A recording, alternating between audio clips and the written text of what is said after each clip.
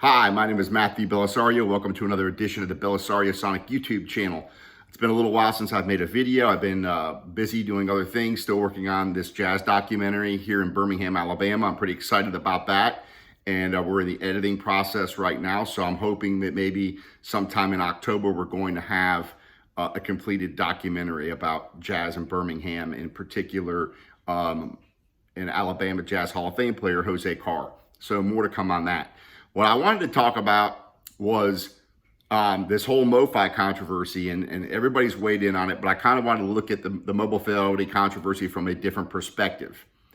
And if you're collecting, this goes for any type of collection, if you don't get any personal enjoyment out of what you're collecting, I wouldn't collect records, comic books, baseball, whatever it is, baseball cards, whatever, just like for a retirement investment.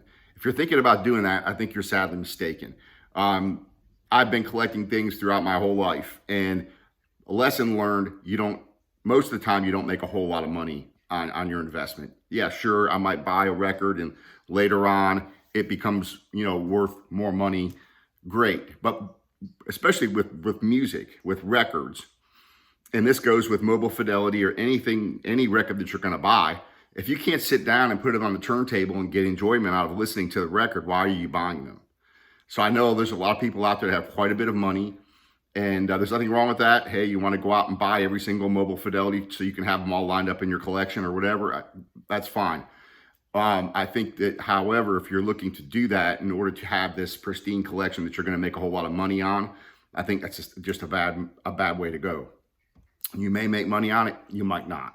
And this right here is a big lesson with this mobile fidelity, because now they're all going to lose a lot of value, most of them, at least all of the ones that have been released in recent years. Now, I've stated before on my channel that I've never been a huge mobile fidelity fan. They never seemed like they were a great value to me. Do they sound okay?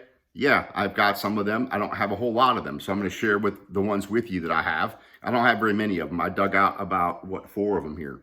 So I may have a few more stuck somewhere, but I don't have very many of them. So looking at, if you go on Discogs, and it's kind of gives you a general temperature of what the records are worth in a general sense, I've noticed that the median prices have been dropping over the past several months. And I've got about a third of my collection, maybe a quarter to a third of my collection entered into the Discogs database online, and it seems like it's losing. It's going down a little bit all the time. So I think that the temperature of the vinyl collecting is starting maybe to cool off a little bit. And that doesn't mean that your records aren't worth anything. That's not what I'm saying. But I'm saying if you're going to collect records as a pure investment, I think that's just a bad way to go. So what about mobile fidelity? Well, the ones that I have are older ones, except for the Miles Davis that I bought, I think maybe a year ago. So I've got this one. This is a really good release. It sounds really good. I played it. I have an original, and I compared to this one, and it sounds better, I think. So that's a great one. This right here, bought back in the 90s, and sounds great. Put it on the turntable, enjoy it. Great sounding record. I've got this Bob Dylan that I bought back in the day, $7.50, and it sounds great. It's not in the perfect shape.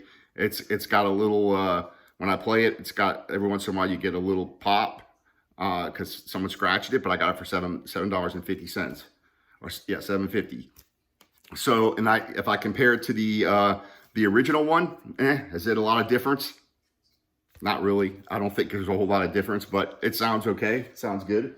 When looking at this kind of blue, is it a pleasant listening experience? Yeah, it is. Is it better than Chad's over at Acoustic Sounds? Better than this? Absolutely not. This is a 33 RPM. I bought this for the 90 bucks, and this is probably the most expensive record I've ever purchased new.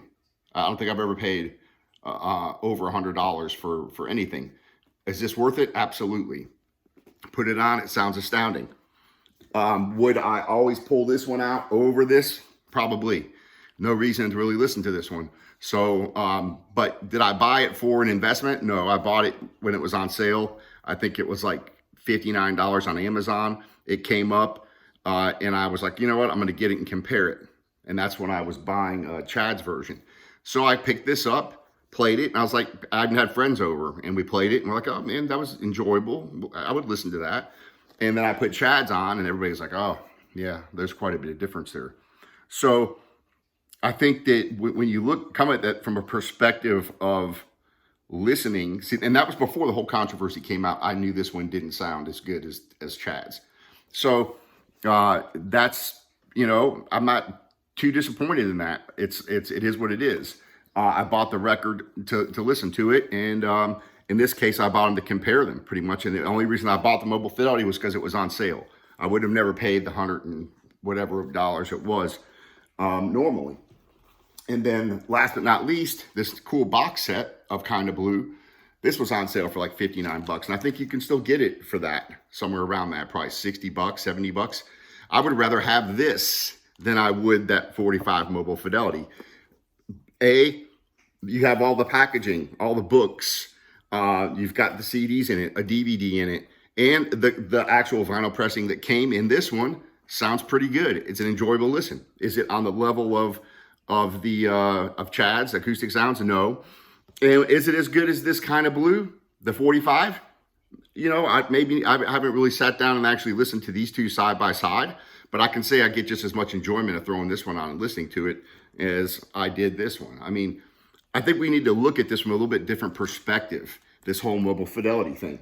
If you've had all these Mobile Fidelity records in your collection and you've been listening to them and you've been enjoying them, and then all of a sudden you find out it's digital and it's like, well, they're crappy, I'm not listening to them, then I don't think you're being too honest with yourself, because you were enjoying them a few weeks ago and then now you're not, because you learned something about it that you didn't know. And I'm not saying that's not significant or that we shouldn't be upset about that, because I think it is significant when you don't get honest marketing from these companies and you're not getting what you think you're paying for. At the same time, when you get that record at home and you sit down and put it on your turntable and you're like, oh, this sounds great, I'm really enjoying this. Well, be honest with yourself and say, you know what, I can put this thing on tomorrow, even though I learned this, and I can still enjoy that record, right? Now, if you've always thought that it didn't sound as good, then why are you collecting them? In other words, you looked at it from an investment. I gotta have it because I'm just going to invest in it. I'm going to have all these Mobile Fidelities, and I think that's a bad way to go. If you're not going to enjoy the record, don't collect it. And I think that's the moral of the story here. So will I buy Mobile Fidelity in the future? I never had plans to buy any of the one steps. A lot of those ones that they're releasing, and as I've said this on another video, I'm not impressed with the release, what they're choosing to release. The Blood, Sweat, and Tears, to me, those are just junk records. I mean, they're not that great of records when they first came out. And you can find the originals for cheap at most record stores.